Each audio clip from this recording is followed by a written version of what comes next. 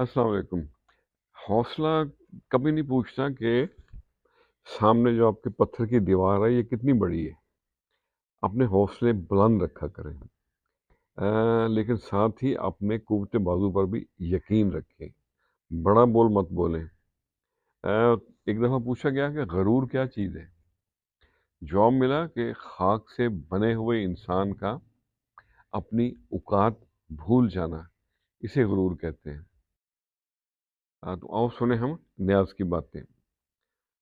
आकाश पे छाए रंगों की बातें, रंगों को पढ़ना सीखो बीबा, रंग करे हैं गहरी बातें। आओ सुने हम न्याज की बातें। आइए आपको जिंदगी में शांति और सुकून का राज बताएं। बड़ा ही सिंपल है। किसी भी बीमारी को कभी मामूली मत समझें।